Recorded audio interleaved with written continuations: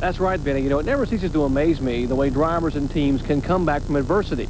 And I can't think of a better example than Michael Waltrip at Bristol, Tennessee in April of 1990.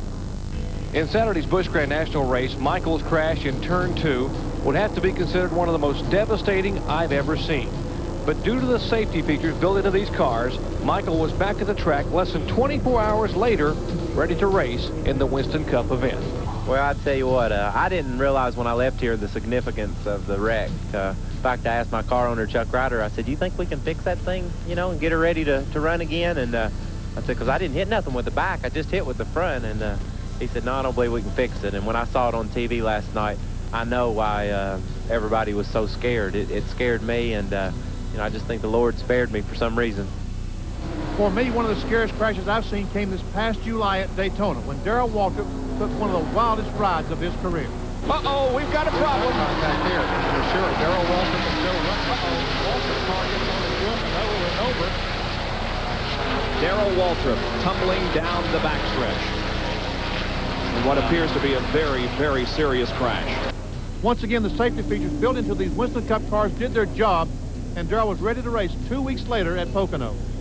When it comes to damaged sheet metal, the Lap 1 crash at Daytona in July of 1990 probably set a record for beat-up race cars. Three abreast racing. Look at this. Coming out of corner number 4, they touch. All 3 cars are touching as they come down through the tri-oval, but everybody maintains position. Wow. Oh, no. Saxon's in trouble. And takes Petty with him. And we're going to have a terrific crash here as nearly all the field is going to be involved in this crash. There are only about 10 or 12 cars that survived this melee just past the starting line. But it isn't just the super speedways that can get you in trouble. Remember Martinsville last year when teammates Ken Schrader and Ricky Rudd tangled. The guys in the sheet metal shops at Hendrick Motorsports had to be working overtime after that crash. The innovation of in-car cameras have given viewers a real feel of what it's like to hit a concrete wall at 150 miles per hour. Ouch. Oh, me, that hurts. Oh. It isn't often we see a Winston Cup car on its roof.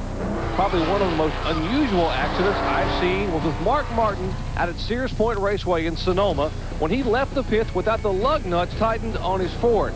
Now, he sprinted back to pit road to find out what happened. And believe it or not, the Jack Roush team made repairs and Mark returned to the race. Benny, I remember Mark gave you quite a scare at Daytona that same year in the Pepsi 400. All right, now we're going somewhere. No, we cut. I'm sorry, guys. Oh, yeah! Mark Martin is spinning to the infield. Another car is coming on. Can he keep it down on the inside? There's Phil Barkdahl spinning out in front of him. But unbelievable, guys, that only 2 cars are involved as everybody played heads-up driving. The safety record in NASCAR Winston Cup racing is truly remarkable, especially when you consider the miles of competition in such close quarters. It certainly is, and believe me, every driver out